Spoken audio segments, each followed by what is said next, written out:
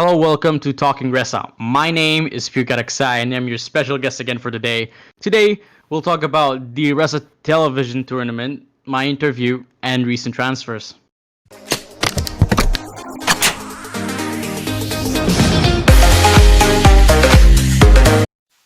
today it's me, Nick Sans, and today we will be talking about the top three best players in the tournament. As last time I tried to predict the top three best clubs in the tournament. Number three, Pulisic. As we all know, Pulisic is one of the most potential strikers in RESA, as mostly joined 2 seasons ago. He's already the top in the top 50 best strikers in RESA. Can he get into the top three best in the tournament? Number two, Fuguchi. The Maltese defender, quite frankly, might be the best centre back in the tournament and in the game, as mostly isn't the only centre back with talent, and he can become one of the best in the tournament. Number one, Kasahiro. This centre mid is a god at the game, and the players rounded with good players at Blockstone. He is probably the only centre mid that can be a rank A or B centre back. Let's head to Janlon's interview. Hello, Pure God, and welcome back to Talking RSA. Last time we had a long conversation and was really enjoyable to the crowd, and that's why we wanted you back this quick. Thank How you. do you feel? How do you feel about being back so quickly? I feel really delighted. Like last time, I enjoyed being in an interview. I get to express my my feelings towards some other people, and all in all, I like the questions. They were very I tried to be straightforward, but I also want to go to wanted to go into detail, so people will know me better. But all in all, it was a very great interview, and that's why I'm back here because I enjoyed being here last time. Yeah, we really loved it, and it was really great to ask you a lot of questions. Okay, so let's now head to the first question of today. How do you feel about not winning the Ballon d'Or yet? Well, it's difficult to say because well, I don't want to sound desperate because there are other things I want to win. Like I want to win the treble, for example. That's one of the I my opinion.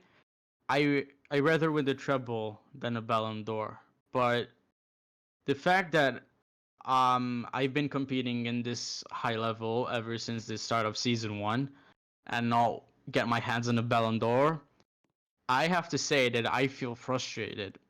Um, yes, I did say I'm going to win the Ballon d'Or in previous seasons, but it came to a certain point where I was not good enough, and I always performed worse than other people that deserved and won the Ballon d'Or. I was close to winning the Ballon d'Or like season six when Dante won it. I think I came like second or something. But yeah, to answer your question, I feel frustrated. Don't not win the Ballon d'Or. Even it's a prestigious trophy. I know it's one of the best individual trophy a player can win for himself. Um, but yeah, I hopefully I can win it in the next season, season nine. Hopefully. You're surely one of the best players the game ever had, and I think it must really frustrate you the fact that you always was this close to winning it, but like it didn't happen yet. And I think many of us um, want to say that you deserve the award more than some who won it. Okay. Well, of course, yeah. I mean, there are players who deserve it as well. Like there are people like Kazuhiro who hasn't won it yet, but is probably one of the best players who ever graced rest. There are players like Umlauted who has never won it. There are players like there are more players, but they aren't going coming to my mind yet. Maybe Love is a good shout. Like he is a very good player. He's been one of the best strikers since season one as well. Uh, Polska as well was a good shout. He never won it, but he always. No, wait, he did. Never mind. Sorry. Yeah, I forgot he won it. My bad. My bad. I forgot he won it. But yeah, there are. many people haven't won it and deserve it, but they're not coming to my mind.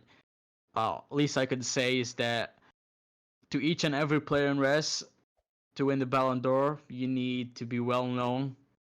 You need to be consistent. Like you need to be very good on the pitch. Confidence is one of the main key. Uh, yeah. Okay, so there's you have your videos on YouTube with a lot of views, and that makes you a lot more known than the others. And I'm sure you get a lot of DMs asking you how to be a better defender and how do I become as good as you and Yeah. how do you feel about that and how do you want to help these players out there? It's something I have to deal with daily. Um, but like the fact my videos have done a massive impact outside of Res as well.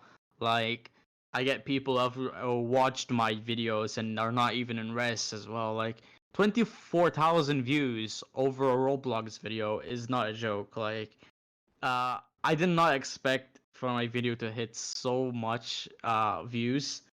I expected it to be like I did it for fun, to be honest. I was bored. I just did it. Then I did another one just to see if I could keep consistent, and actually did. Um, but yeah, the uploads of those three videos, I got like so many respect. Mostly from publics, but yeah, that's how it works. Um, yeah, mostly the publics watch your videos and actually look up to you because they're new to Res and they want to follow a new idol, a new player, so they can learn from. And I if I wasn't busy, I would say like the prospect, like people from my team, like for example, in blocks I used to train a lot of people, like I when I train, I rarely train, but when I see potential in a player that is a specific, especially on my team, I do get that desire to train him, and I do want that player to be better than me.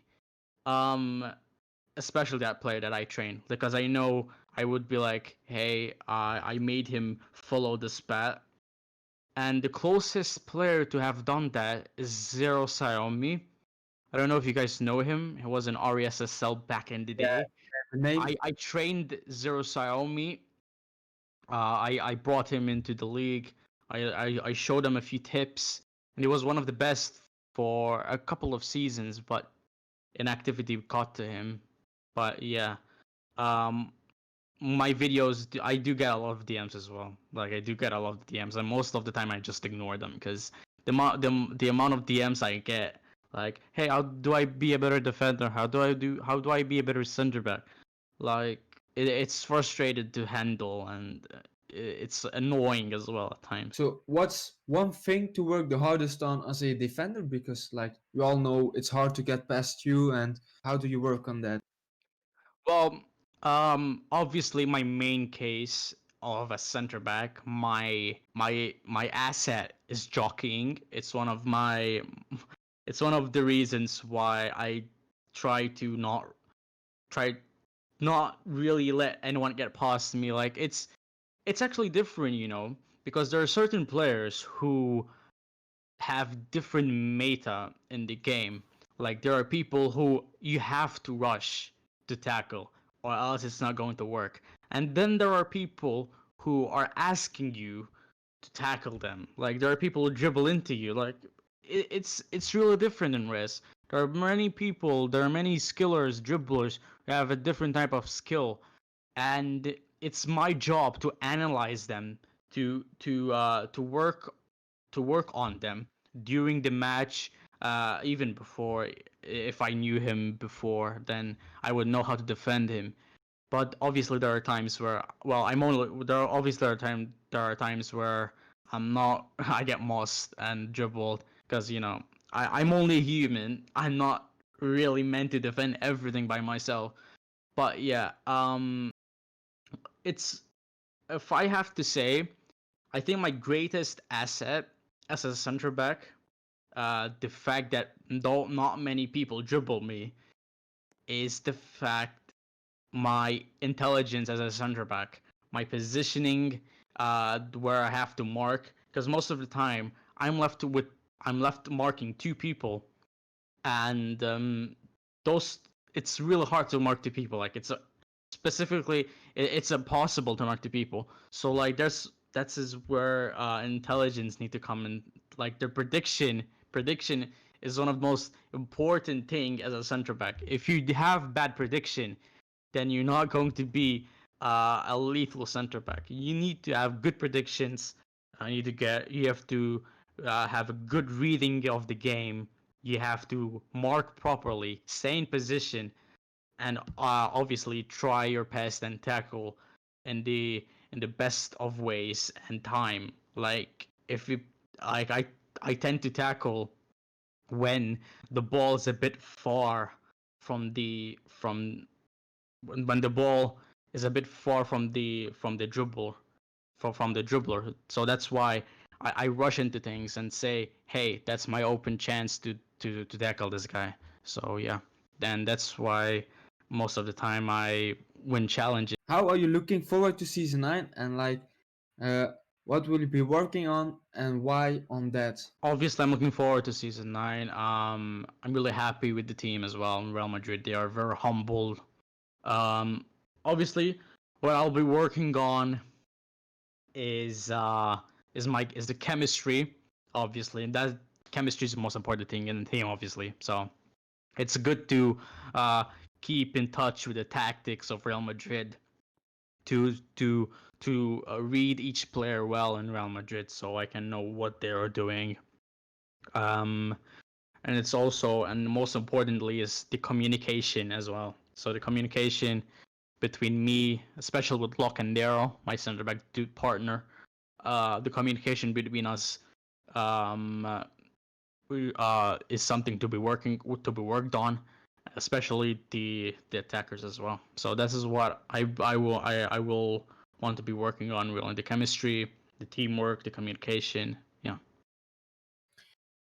Okay, is there one player in the whole RSA community that you are jealous of? Like that's the player you wanted to be? As a center back, or Like any position, like any position. striker, like I don't know really. Well, there are players that I wish I had the dribbling of, I don't know, Evan or something. I wish I had the passing of Evil Dark Shadows. I wish I had the vision of Malik Dunn. I wish I had the shooting of Mlotted, but well, it is what it is. I don't have those assets, but yes, I do wish to have those top tier qualities from such great players. well, if you're going to be honest, your quality is already high enough to be your own good player, so it's not necessary to be jealous of someone else, right? I'm not really jealous, but you know, I wish that I would have those type of qualities and attributes as players, like I mentioned. Okay, let's now make a weird turn and ask you maybe one of the hardest question ever in your whole career, probably. Was there any point of your career you were like, okay, this is the moment I'm going to retire, I'm done of it? If I can remember correctly, I can tell you, but there were moments in uh, season season 7, I believe, or season 6. I'm not sure. There was a point where I said I'm going to retire, and I did retire. The fact that I came back was because of legal. I don't know if you guys know him. He was the Bloxton manager at the time. He begged me to come back. I refused for like 2 weeks. I came back just because of him and because of Bloxton. Because of Bloxton's loss of me, they weren't doing very good. Well, they were doing good, but with me, they would have done what they would have been doing better. So I just came back, to help out Bloxton, and I I stayed there ever since. Um, but yeah, I think that was the last time I retired in res and came back.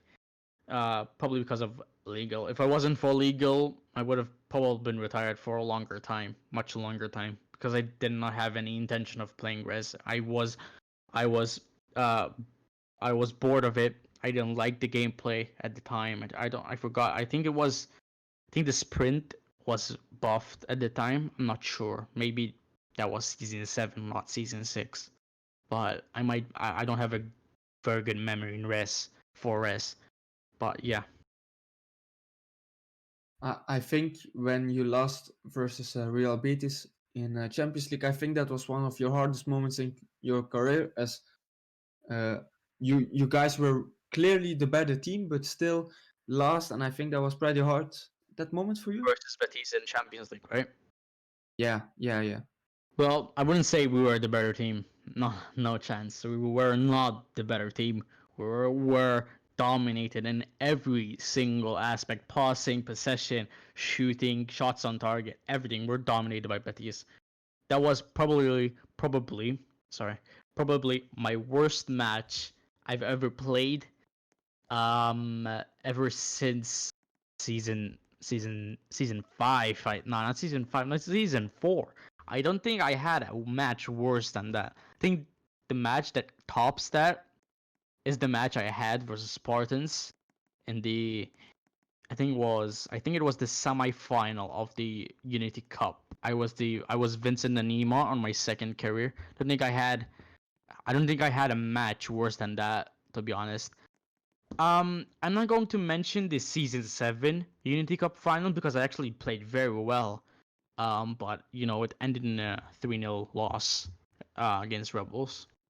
But yeah, but I don't think there's a match that can top that, to be honest. I had the worst game. We we were all playing bad versus Betis. Me, Love, Bulbasaur, everything. Everyone was off. Like no one had motivation at all. And then you see Betis just striking forward, not giving us any chances at all. Like not even any space, nothing. They were destroying us. I was destroyed. I got memed. Uh, like Evan got memed as well. Like it's just how it is, to be honest. Luckily we did not concede another 4 goals, or I mean another 3 goals by Betis in the second leg, because in the second leg we played better, and hopefully, and not hopefully, and I wish I played the same. I played the same as versus Betis as I did in the second leg, but it it was very poor from us. I wouldn't say that Betis played better. Not at all. No. D- Okay, do you think like Even is one of the most unlucky players ever in the history of RSAA?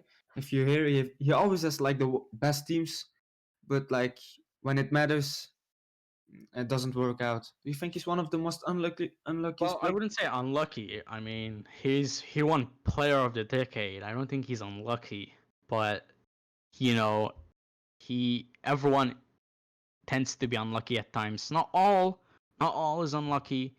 Most players are lucky, but yeah, I think Evan is unlucky. I mean, he had Iberia, he got trashed by Western Europe, and he had such a good team. But the fact that he had, no offense, but he had Sergio Dark in defense and Hootier and GK, I don't think he would have. And I don't. And he got a beat from from uh from Western Europe, and we cannot forget the semi-final of the Unity Cup in season 7 against against Bloxton. Like, imagine winning. Like, I think it was a 3-1 on aggregate in the first leg, and they still lost. They still lost the second leg, being 3-1 down, 3-1 up. I don't know. I don't know if it was 3-1. I have no idea. I think it was 3-1, something like that. Uh, but yeah, it was so poor. I mean, not poor. He's unlucky. Yeah, he's unlucky. Like in the Bloxman second leg, he did everything by himself. Everything. He attacked by himself. He defended by himself. He Well, I wouldn't say defended by himself. Nick did pretty good job, but others were really poor, and Bloxton were lucky to win that game. If it wasn't for the form and the performance of other players, excluding Evan, I think Bloxham would have been going home that game. Yeah, but I do say that Evan is unlucky.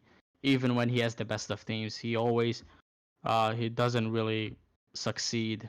Not always he flops. Like in the beginning of his season, he always won trophies with Chelsea, Leacha Reapers. He always won trophies. And if we're gonna mention RSSL, I mean that league was based around him as well.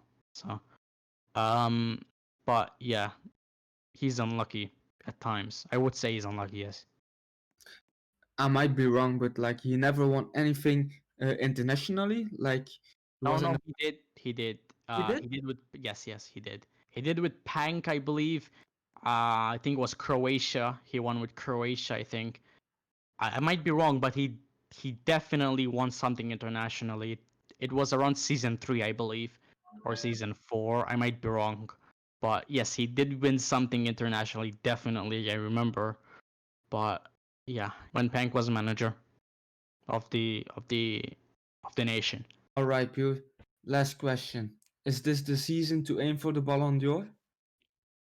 I'm not going to go into a long, boring talking like I did in the previous questions. So I'm just gonna go for it.